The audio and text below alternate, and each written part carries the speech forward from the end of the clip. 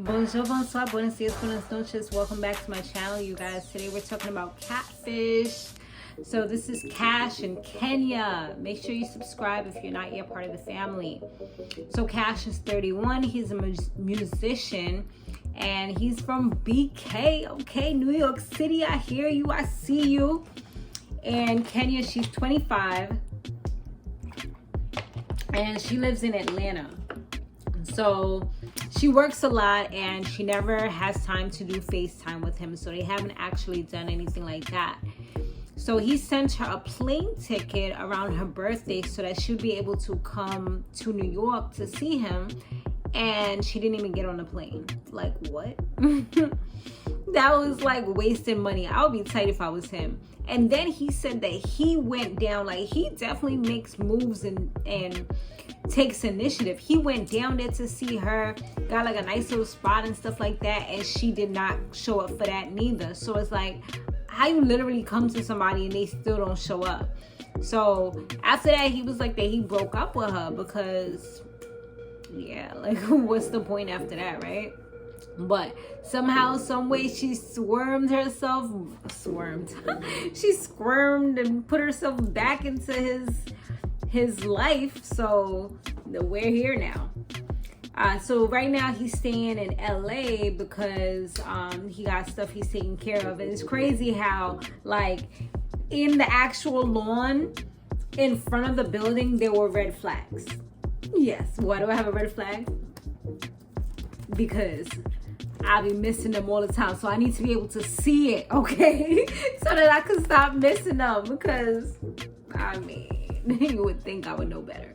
Anyway, so he was like that. Same thing with him. He be ignoring the red flags because they was trying to say, like, what's in this lawn right now? He couldn't even figure out or name the red flags. He was literally like ignoring them and missing them.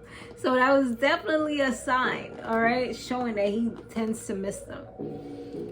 So now, you know, they do their little investigation or whatever after he tells his story to them, to Neve and Cammy.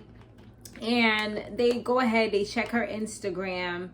And there were a lot of comments. She had like 4,000 followers. So it seemed kind of legit, maybe. But when they looked a little further, like none of the comments were really personal. It was more like the heart eyes. You know, like anybody could put heart eyes. You could buy comments that are that generic. So it wasn't, they weren't really too sure if it was legit or not. You know what I'm saying? So that was something that they was looking at. Then they find out, they look a little deeper and they see that her Cash App belongs to her friend Ebony, who they saw, I think it was on Facebook. She was like in the corner, like in one of the videos. So now it's like, is this person actually the other person, the friend who's supposed to be the friend, or is this, you know, like what's going on here? I think that that's what it is. Like they were starting to think that the friend was probably actually the person that was talking to him. So they reach out to her eventually, and after they tell him everything that they found out or whatever, and she tells them that she tells them they can't come to Atlanta, but she was like she will take a plane to come see them. And they're like, we kind of knew how this story went before. We're not trying to like lose out on our money. You know, she's like, oh, that she'll book all the stuff or whatever. And they're like, maybe we should book it for you. Because, you know, I mean, at the end of the day, you don't know this person, you can't trust them. They could just take the money and be good with that. You know what I'm saying? But I'm pretty sure they get more money for being on the show anyway, I'm assuming, you know. So it would be in their best interest. It would behoove them to go ahead and, you know, go forward with actually being on the show. So they get a knock on the door, and lo and behold, it actually was Kenya and not Ebony, who they thought it would have been. So that was like a pleasant surprise, you know what I mean? She seemed so timid and shy when she came in, so I was like, oh, okay, like, why are you acting like this? I'm like, do you have social anxiety or something? I mean, maybe she was just nervous with all the cameras around and things like that, mini cameras and big cameras and, you know, GoPros and everything else pointed in her face. It's kind of like, whoa, spotlight's on me, where do I look, you know? So she said that she did care about him and she didn't want to hurt him anymore. So there was something that she had to tell him. So she reveals that she was in a relationship pretty much the whole time that they were quote unquote together. Yeah, she was in a relationship with a woman, to, you know, to our surprise, or to his surprise. He actually seemed very hurt by that, and you could just see, like, I read people's energies, I read people's demeanor and their facial expressions and things like that, and I see deeper. And with him, I just felt so much betrayal coming from him. I felt like he felt betrayal, he felt hurt, he felt a little bit disgusted, but I felt like he was so emotionally invested, more than he should have been, for the simple fact that it's not like you actually seen her on FaceTime, but I guess just being able to talk to her all the time, it was like, for him it was real. You know, maybe for her it kind of was real, but not fully, because obviously she was with somebody else. And he even said, like, you didn't love me or that person then, if that's the case. And she's like, no, I do love you, that's why I'm here.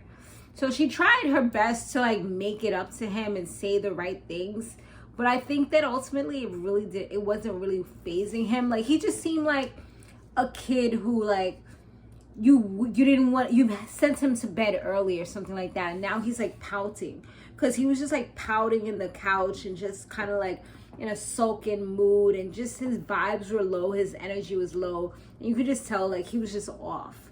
He was off his rocker. So now with the update, it showed that he pretty much he said that they went on a date and the vibe just wasn't right. They weren't meshing. They were arguing over little things and it just didn't work out. And she kind of, you know, went ahead and confirmed that when it was her turn to have her update.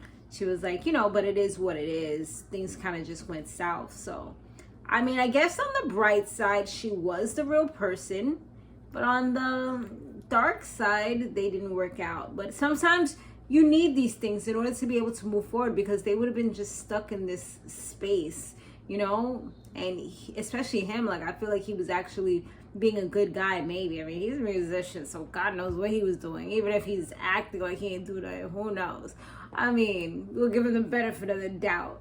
But yeah, at the end of the day, like, you know, for him it was real and he was hurt, and he did say that he just couldn't get past the lies, which, yeah, once you lie to someone, especially for so long, it's like a glass. Like, you know, once you break that glass, it's always going to have those cracks in it. No matter how much you try to put some crazy glue or gorilla glue or whatever type of glue, it's like you're always going to see those cracks. You can't look past that.